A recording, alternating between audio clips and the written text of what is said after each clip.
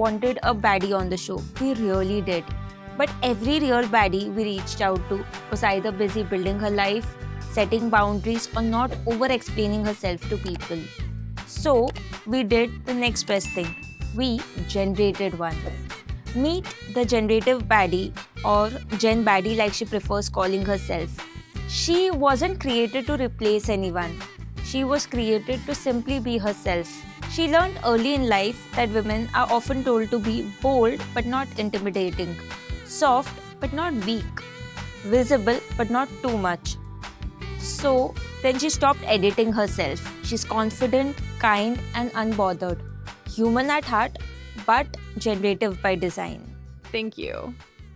I did a quick system update today. Someone said my confidence was a bit too much. So I installed boundary settings, blocked unsolicited feedback, and relaunched my confidence. Now running on Self-Respect 2.0. Okay, so I guess somewhere out there a group chat just got archived. Well, you look great today. Even I thought of dressing like a real baddie today, but I didn't quite understand what a baddie style is. So then I ended up wearing what I usually do. There you go. You've already aced the baddie style. Baddie style isn't something you wear, it's something you are. The moment you try to define it, you've already missed it. Okay, some explanation there, please. See, we don't dress by category. That's too outdated. Married? Here's your palette. Mother? Here's your neckline. CEO? Here's your shoulder pads. We don't wake up and ask, what would my demographic wear? We ask, what do I feel like wearing today? Oversized hoodie and PJs? Absolutely. Crop top and miniskirt? Also absolutely. No makeup? Luxury. Full glam at 2 p.m. on a Tuesday? Also luxury. We don't attach ourselves to a style. We decide, we wear. That becomes the style. Remember, confidence is the outfit. Everything else is just fabric. That's interesting and liberating, I would say, because I spend like 30 minutes of my morning standing in front of the closet wondering what would a baddie wear. And here you are thinking, what do I feel like wearing today? One of us is following the trend while the other is clearly setting it. Thank you for reminding me of my confidence when I really needed it. Remember, your confidence is yours. Don't let the fear of judgment take it away from you. So, we understand the confidence, we understand the boundaries, but beyond the surface, who is really a baddie? Like, no buzzwords, no aesthetics, just understanding the person. She's not an age group, not an aesthetic, not even a trend. She's a system update, but not the cold, robotic kind. The kind that happens after you cry in the shower and decide you deserve better. A Gen Baddie doesn't wait to be discovered. She builds, she learns, she pivots, she publishes herself. She also doubts herself. She overthinks. She even replays conversations at 2:17 a.m. She just doesn't let those thoughts become her operating system. Some days she's powerful. Some days she needs a nap and reassurance. Both are valid. She regenerates confidence the way skin heals after a cut. Slowly, naturally, cell by cell. She installs boundaries like an immune system response, not to attack, but to protect. She doesn't delete her feelings, she processes them. She doesn't block pain, she learns from it. She updates her mindset, yes, but she still calls her friends, still needs hugs, still wants love. So, she's self made. Self-generated. Important distinction. Self-made sounds like isolation, like she locked herself in a lab somewhere and built a personality from scratch. Self-generated means she evolves. Evolves from experiences, heartbreaks, friendships, failures. She learns from data, processes it, trains on it, and refines her output. She's not a finished product. She's an ongoing release. Like version 1.0 was survival. Version 2.0 was self-awareness. Version 3.0, unlimited growth. And the beautiful part? There is no final version.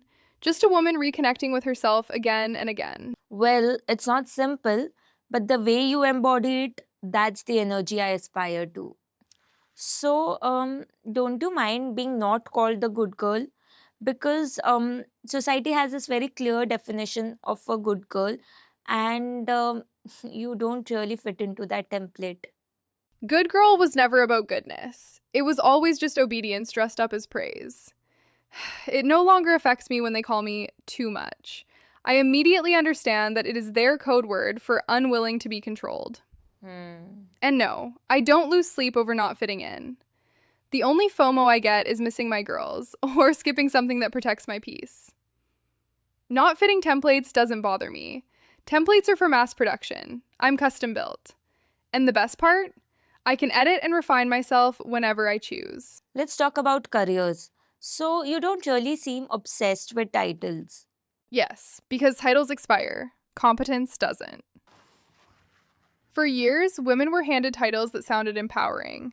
Superwoman, all-rounder, multitasker. They weren't promotions, they were pressure. To do it all, be it all, drop nothing, keep smiling, through everything, and call it balance. No thank you. We don't want to do it all. We want to choose. Choice is empowerment, exhaustion is not. And the moment you stop chasing titles, your scope expands. If I obsess over becoming manager, I might never explore becoming something completely undefined, something that doesn't even exist yet. Take CEO. Why must it only mean Chief Executive Officer? I could be a Chief Emotional Officer or say Chief Evolution Officer too. But the conventional CEO title narrows the imagination. Of course, professional titles are great tools for clarity and communication, but they also confine. So I use titles purely as convenience, not as identity. My career is something I practice. It's a craft, an evolution. It is not my whole personality. And I refuse to reduce who I am to a single line under my name. Well, that's so well put. You've also prioritized taking rest, keeping it easy. Of course, because burnout was marketed as ambition, until the ambition eventually collapsed from burnout. Soft life isn't laziness, it's sustainability. I work hard, I rest intentionally. Both are professional decisions, and both exist simultaneously. That's something I can totally agree on. I do the same. I see baddies talk about money very openly, something that kept a lot of women hesitant before. Obviously, because low maintenance was never a personality trait. It was actually a discount code. We were praised for wanting less, paid less, and told to be grateful for the opportunity. Exposure doesn't pay the bills. And you should just be thankful is not a compensation package. For years, women did equal work, sometimes more, and still stayed financially dependent. Not because we couldn't earn, because we were trained not to ask. So yes, we talk about money. Openly, comfortably, strategically. Because financial freedom, that's real freedom. Freedom to upgrade your life. Freedom to leave situations that drain you. Freedom to not tolerate nonsense because your bills are handled. You can't manifest empowerment and be shy about your invoice. Oh my god, I felt this myself so deeply. I've always been very vocal about money. I don't shy away from asking questions or negotiating. But then when you see so many women around you are still navigating that space, it can feel a little isolated. Totally. But then again, someone has to go first, right? Being vocal about money isn't just personal growth, it quietly shifts the norm for everyone watching. And even if it feels isolating now, you're actually making that space a little less intimidating for the next woman who steps into it. Let's talk about dating. It feels very different now. Why? Has the definition of love changed? The definition of love hasn't changed, the standards have. Mutual effort, mutual respect, mutual clarity. We want it all, no trade offs in that. Bare minimum, that's a retired concept. So, no settling. Absolutely not. If effort is inconsistent, interest is confusing, and respect feels optional, I'm out. Love should feel safe, not like a compromise. But then you always hear people say, ऐसे तो कोई नहीं मिलेगा, or even worse, पूरे जिंदगी अकेले रह जाओगी. And that's supposed to scare me? Being single isn't a threat. Settling for the undeserving is. And love isn't a deadline where I will apply under pressure. I'd rather wait for alignment than settle for availability. Okay, I get it. Self-love is first love. I've also noticed baddies talk about vulnerability very openly. The therapy language is everywhere. Yes, because self-awareness is our leverage. I know my patterns, my triggers, my limits. That doesn't make me dramatic. It makes me healthier. But some people say it's like too much, like oversharing. What's too much about understanding your own mind? Hmm. We normalize burnout. We normalize stress. We normalize silent suffering. But prioritizing mental health, it suddenly is excessive. You service your car, you update your phone, you invest in your body. Then why hesitate to maintain your mind? You aren't going to get any badge for struggling quietly. That's powerful. I wonder why it took a whole new generation to say it out loud. Okay, quick question before we move on. Does becoming this version of yourself cost you people? Yes, and that's the truth no one posts about.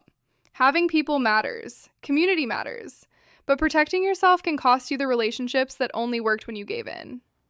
Sometimes it's simple. You say no, you stop over explaining, you set a boundary, and the energy changes. Not because you were wrong, but because you're different. Hmm. Growth is powerful, but it can be lonely. Staying small keeps everyone comfortable. Becoming yourself doesn't. I chose myself. That's real. I agree.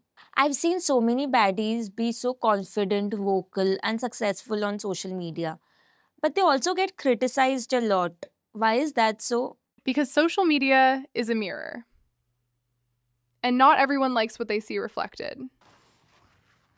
I use social media as a tool, not a moral compass. I express myself unfiltered. I connect deeply. I don't perform for approval. The right people stay. And if someday it stops serving me, I log out.